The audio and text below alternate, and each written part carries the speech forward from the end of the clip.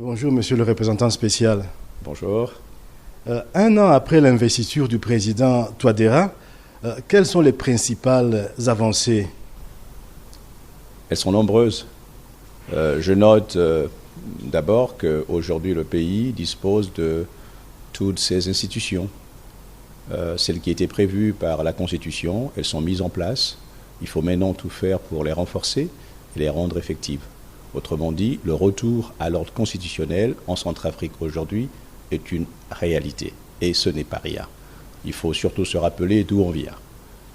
Et puis, il y a surtout, je dirais, l'appui massif de la communauté internationale, aussi bien sur le plan politique, à travers les différentes résolutions du Conseil de sécurité, en appui au processus de stabilisation de la RCA.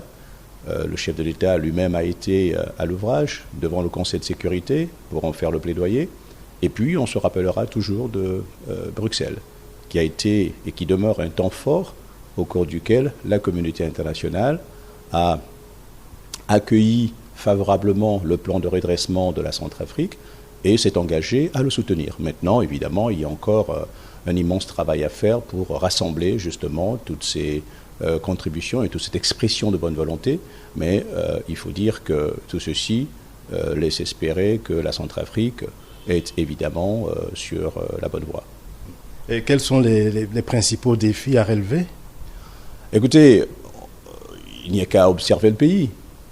On est tous d'accord pour dire que l'élection, aussi satisfaisante a-t-elle été, n'a pas réglé tous les problèmes de la Centrafrique. Hein.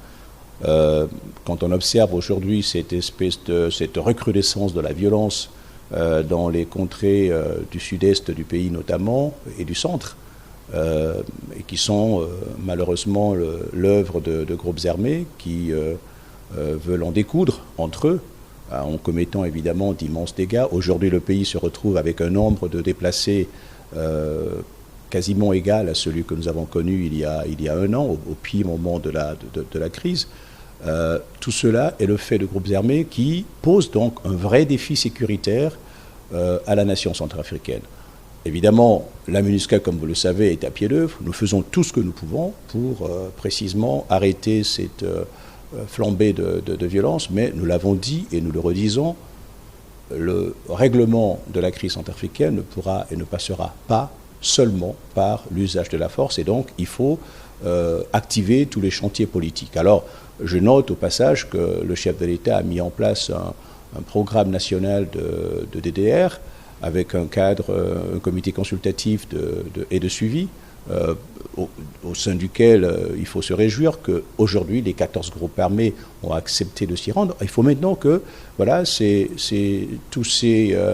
tous ces acteurs acceptent d'aller à un dialogue franc pour que les problèmes de la Centrafrique soient réglés par les Centrafricains eux-mêmes, avec évidemment notre appui. Donc on est passé du pré-DDR au DDR, effectivement? Effectivement, je ne le dirais pas, parce que bon, ces discussions sont encore à leur stade initial.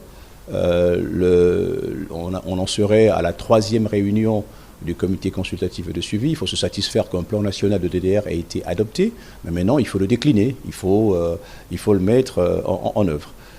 Les moyens qui faisaient défaut dans ce programme sont désormais rassemblés pour la plupart, depuis le passage le mois dernier du vice-président de la Banque mondiale qui s'est engagé à remplir le gap de financement.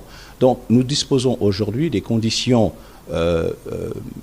financières, politiques, pour aller justement vers un DDR qui puisse être une réussite dans ce pays. Maintenant, l'accompagner demandera évidemment l'engagement de tous, et c'est en cela que nous nous félicitons, par exemple, de l'initiative de paix annoncée par l'Union africaine. Tout cela, je crois, devrait aller dans le sens d'un renforcement de la légitimité des autorités en place, voulues par les Centrafricains à travers le processus électoral. Et donc, c'est dans ce cadre-là que nous accueillons évidemment l'engagement pris par les groupes armés pour aller dans ces discussions du comité consultatif et de suivi. Maintenant, ce que nous disons, c'est qu'il faudrait y aller en pensant à la Centrafrique, il faudrait y aller de bonne foi, Et je me félicite du fait que le chef de l'État lui-même ait dit qu'il n'y aurait pas de questions taboues.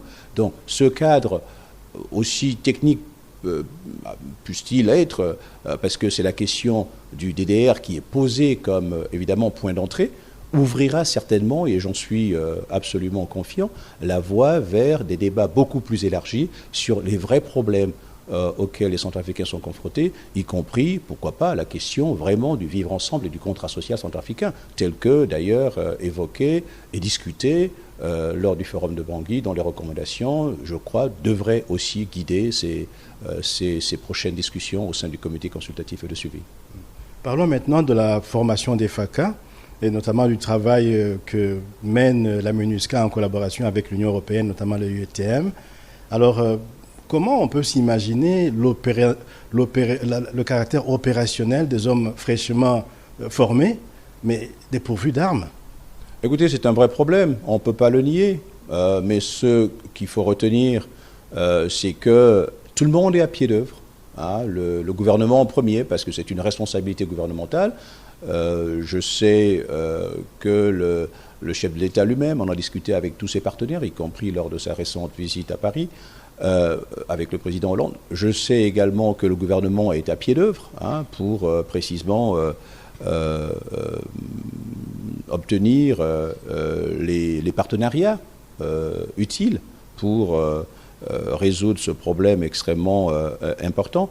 Donc moi je suis confiant que tous ces efforts aboutiront, parce qu'il faut le dire et le redire ici, l'acquisition des armes est un droit souverain de toute nation. Et la bonne nouvelle, malgré évidemment les incompréhensions autour de cette question de l'embargo, la bonne nouvelle, et aujourd'hui c'est désormais reconnu par l'Union africaine elle-même, lors des récentes discussions à Addis Abeba sur la question de la LRA, il est désormais reconnu, ce sont les dispositions que le Conseil de sécurité avait mises en place, que l'embargo n'empêche aucun État souverain ni à acquérir ni à posséder des armes. Cela est absolument fondamental. Il faut que ce débat national sur la question de l'embargo soit vidé de son contenu. Et c'est bien le sens des démarches que le chef de l'État avait engagées lors de son passage à New York, où il a eu des échanges avec les différents partenaires. Le vrai problème, c'est comment faire pour que le mécanisme de transparence qui est mis en place par l'embargo puisse permettre à l'État souverain centrafricain d'acquérir des armes, et aux partenaires, nous le disons, de grâce, l'embargo ne vous empêche pas d'entrer en contact avec le gouvernement centrafricain et faciliter sa volonté justement d'acquérir des armes à l'usage de ces soldats formés qui devront évidemment, dès que possible, être déployés pour remplir leurs responsabilités nationales. On parle du départ prochain des troupes américaines et ougandaises qui sont actuellement en train de lutter contre la LRA à l'est de la Centrafrique. Est-ce que ce départ va entraîner un vide sécuritaire dans des régions comme Obo? Écoutez, je n'irai pas jusqu'à parler de vide sécuritaire. Je dirais simplement que la présence de troupes ougandaises et américaines dans cette partie du territoire a démontré qu'elle était utile. Lors des dernières discussions à Addis Abeba sur la question, il a été reconnu que même si la LRA avait été fragilisée, n'avait plus toute sa capacité évidemment de déstabilisation politique, la LRA demeure un groupe armé nuisible et, comme vous le savez, qui continue justement de porter atteinte à la vie et à la sécurité de populations civiles innocentes et impuissantes. Et donc, il faut tout faire pour que soit mis en place un dispositif qui permettra de combler ce vide, d'autant que il est également établi que nous n'avons plus seulement affaire à la LRA dans cette zone, mais aussi à une prolifération de toutes sortes de gangs et de groupes armés qui sévissent dans cette partie du territoire. Donc, notre souhait, évidemment, c'est de voir mis en place assez rapidement un dispositif qui permettra d'appuyer évidemment la MINUSCA qui est sur ce territoire, mais qui n'a pas aujourd'hui, évidemment, le mandat, ni le mandat de combattre la LRA. En tout cas, je dirais, nous sommes déjà dispersés sur un territoire immense. On parle souvent des 12 000 hommes de la MINUSCA comme si on était en nombre suffisant pour régler tous les problèmes du pays. Ce territoire est immense, nos hommes sont partout et nous faisons un travail qui n'est pas simple du tout, qui est un travail extrêmement compliqué. Et dans ce dispositif, l'Union africaine elle-même a pris l'engagement d'aller aux États-Unis, à New York, rencontrer les membres du Conseil de sécurité et les autorités onusiennes pour faire le plaidoyer d'un renforcement des capacités de la MINUSCA si, évidemment, une telle responsabilité devait lui incomber avec le départ annoncé des troupes ougandaises et américaines. Peut-on faire sur un autre sujet un bilan de la lutte contre l'exploitation sexuelle et les abus sexuels ici en Centrafrique? Qu'est-ce qu'on constate actuellement? Est-ce que ce entre guillemets fléau a diminué? Qu'en est-il de l'assistance aux victimes? Que ce fléau ait diminué, c'est incontestable. Les chiffres l'indiquent. Moi, évidemment, mon objectif, c'est d'atteindre zéro. Zéro, pas seulement au niveau de la tolérance, qui est évidemment la politique établie par le secrétaire général, mais zéro dans le nombre de cas affectant des personnels de l'ONU dans ce pays, ou ailleurs d'ailleurs. Nous disons que ce pays a trop souffert et les forces onusiennes envoyées ici ne devraient jamais être impliquées dans des pratiques aussi honteuses que l'exploitation ou l'abus sexuel. Maintenant, nous l'avons également dit, et c'est un fait, nous avons hérité d'une situation catastrophique, avec des pratiques qui étaient d'un autre âge, qui ne correspondaient pas du tout aux valeurs et aux principes défendus par l'Organisation des Nations Unies. Voilà pourquoi tout le management toute la direction de la MINUSCA, du représentant spécial du secrétaire général, à ses adjoints, au commandant de la force, au commissaire de police, tout le leadership de la MINUSCA est à pied d'œuvre, fait le tour de ce pays, avec évidemment l'appui de notre section de la conduite et de la discipline, pour sensibiliser les contingents, mais aussi sensibiliser nos personnels civils, mais aussi et surtout pour dire aux populations que si elles voient quelque chose, qu'elles nous disent quelque chose. Et c'est le même message que nous avons eu avec les organisations de la société civile, avec les organisations non gouvernementales, internationales et humanitaires établies dans ce pays.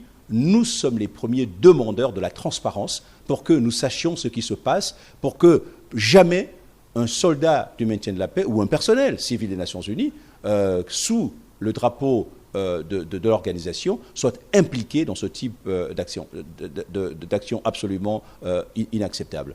Nous le disons encore une fois, surtout pour qu'il soit clair que, je l'ai dit à d'autres occasions, si la chair est faible, la loi sera forte. Et nous ne permettrons pas que, par des pratiques absolument inacceptables, le travail de la majorité des personnels des Nations Unies soit terni par les égarements de quelques brebis galeuses. Donc, sur ce plan-là, évidemment, nous demeurerons intraitables. Maintenant, le secrétaire général met aussi de plus en plus l'accent sur l'appui aux victimes, parce que c'est notre responsabilité. Un fonds a été établi et dont les modalités sont en train d'être examinées, mais en tout cas, nous n'attendons pas que le fonds soit opérationnel pour que déjà la mission elle-même, en appui évidemment avec les agences de l'Organisation des Nations Unies, telles que l'UNICEF ou le FNUAP, nous avons déjà mis en place un programme d'assistance aux victimes, évidemment, qui permettra d'alléger. On ne peut jamais laver une telle violence subie par des populations, mais au moins qu'on ait cette responsabilité de leur apporter les premiers soins pour que les victimes ne se retrouvent pas évidemment doublement ostracisées par les communautés d'où elles viennent, mais aussi simplement par le fait que elles ne puissent pas bénéficier de l'assistance qui leur est due. Donc voilà, donc sur ces différents fronts, nous sommes évidemment à pied d'œuvre et nous espérons que la culture de l'intolérance de ces pratiques honteuses deviendra bientôt la réalité marquante de l'engagement des Nations Unies sur le terrain de communautés aussi fragilisées que celles que nous avons rencontrées ici en Centrafrique. Parfait, Onanga Anyanga, je vous remercie. C'est moi qui vous remercie.